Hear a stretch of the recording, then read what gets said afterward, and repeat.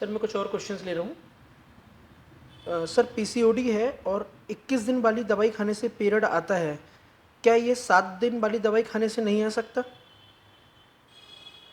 नमस्कार, मैं डॉक्टर बैनर्जी बोल रहा हूँ जबलपुर से। Ideal fertility IVF and genetic centre private limited, जो कि मध्य प्रदेश में स्थित है। और ये जो क्वेश्चन है, ये आप इसका आंसर मैं तो सीधा यस दूंगा, बट बेटर है कि आप किसी गायनिक से या एंडोक्राइन वाले डॉक्टर साहब से बात करके ये इसका निर्धारण कर लें। सर फैलोपियन ट्यूब में प्रेगनेंसी बार बार क्यों रुक जाती है? मेरे साथ ऐसा 2 बार हो चुका है। फैलोपियन ट्यूब में प्रेगनेंसी रुकने का रीज़न मैं कई बार समझा चुका हूँ। यदि फैलोपियन ट्यूब में प्रेगनेंसी होती क्यों है, फैलोपियन ट्यूब का जो जगह है वो, इसमें एक नली है। इस नली में से ये अंडा निकल के इस नली में अंदर जाता है, इधर इंटरकोर्स होता है, स्पर्म इधर जाता है, ये अंडे से मिलता है यहाँ जाके। जो एग होता है वो करीबन 50 to 60 माइक्रोन का होता है।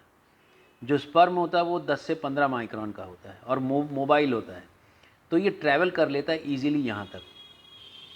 जब ये फर्टिलाइजेशन होता है तो ये जो अंडा है इसको अब यहाँ आके बैठना है।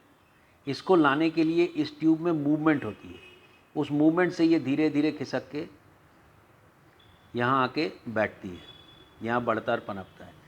ये जो यहाँ से यहाँ तक आने का जो रास्ता है, स्पर्म तो ट्रैवल कर गया, पर ये जब बड़ा एक टेनिस बॉल जैसा फ्लोट करता हुआ आता है, तो ये जो जगह है फैलोपियन ट्यूब की, ये भीतर में यदि खुरदुरी है या फिर अनइवन है तो ये यहाँ फंस जाता है। बच्चेदानी तो बच्चे के साथ बढ़ जाती है, पर ट्यूब इस भ्रूण के बढ़ने के साथ नहीं बढ़ पाती और ये फट जाती है।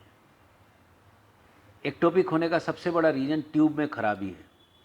मोस्ट ऑफ द टाइम जब एक्टोपिक होता है तो जो बेहतर ट्यूब होती है वो काम करने की कोशिश करती है, दूसरी ट्यूब अच्छी होती तो इससे प्रेगनेंसी हो जाती है।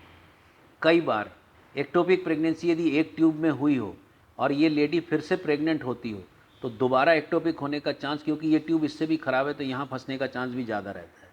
इसलिए आपको ध्यान रखना चाहिए कि यदि ये ट्यूब एक बार ट्यूबल प्रेगनेंसी हो गई और यदि लेडी फिर से प्रेगनेंसी टेस्ट पॉजिटिव लेके आती है तो दोबारा एक्टोपिक है कि नहीं उसको जानना बहुत ज़रूरी है। सर एम्नियोसेंटेसिस में फिश की रिपोर्ट नॉर्मल नहीं आई, जबकि सोनोग्राफी में सब कुछ नॉर्मल है, क्या सेकेंड रिपोर्ट का वेट करना चाहिए?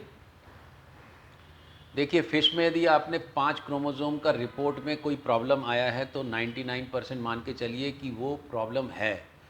ये प्रॉब्लम सोनोग्राफी में कई बार पकड़ में नहीं आती, बहुत सारे फीचर सोनोग्राफी में कई बार नहीं दिखते हैं, बट हम जब एम्नियोसेंटेसिस करते हैं उसमें जब हम पाइप्रोब का QF-PCR या फिर फिश है उसका रिपोर्ट देखते हैं तो उसमें मिलता है। एक क्वेश्चन ये भी आया था कि यदि ये रिपोर्ट नॉर्मल है तो क्या CMA के रिपोर्ट के लिए वेट करना चाहिए, उसमें प्रॉब्लम आ सकती है कि नहीं। मैं नॉर्मली CMA के रिपोर्ट को भी ज़रूर देखता हूँ, उसमें भी प्रॉब्लम हो सकती है। सर क्या आईवीएफ का खर्चा उम्र पर डिसाइड होता है? बहुत इंपॉर्टेंट क्वेश्चन है। उम्र के हिसाब से ही AMH डिसाइड होता है। AMH के डिसाइड के साथ ही आपका एग की क्वालिटी और क्वांटिटी डिसाइड होती है। जैसे जैसे एग की क्वालिटी और क्वांटिटी कम होती है दवाई का खर्चा बढ़ता है। इसलिए IVF आजकल कस्टमाइज्ड है और उम्र के साथ साथ डेफिनेटली ये कई बार बढ़ता है और ये रेंज एड ऑन के जोड़ने से और भी ऊपर जाता है। 1 महीने में 2 बार पीरियड आने का क्या कारण होता है? देखिए, 1 महीने में 2 बार पीरियड यदि 15-15 दिन में आ रहा है तो पॉलीमेनोरिया क्यों है, उसका रीज़न उसका हार्मोनल इम्बैलेंस या फिर बच्चेदानी में कोई प्रॉब्लम है कि नहीं वो देखना बहुत ज़रूरी है। आप अपने गायनिक से ज़रूर मिल के एक अल्ट्रासाउंड करा के और यदि पैप स्मीयर या फिर HPV का स्क्रीनिंग करके ज़रूर देख लें कि मिड साइकिल ब्लीडिंग क्यों हो रही है। सुनने और जुड़ने के लिए बहुत बहुत धन्यवाद। और आप यदि इस चैनल को अभी तक देख रहे हैं तो इस चैनल को आप सब्सक्राइब करिए, सब्सक्रिप्शन फ्री होता है।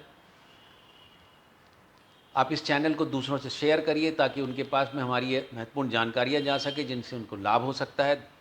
आप हमारे इस चैनल के दूसरे सोशल मीडिया के प्लेटफॉर्म जैसे फेसबुक के आइडियल फर्टिलिटी पेज और इंस्टाग्राम के आइडियल फर्टिलिटी पेज पर जाके भी आप अपने सुझाव और विचार रख सकते हैं। सुनने और जुड़ने के लिए बहुत बहुत धन्यवाद।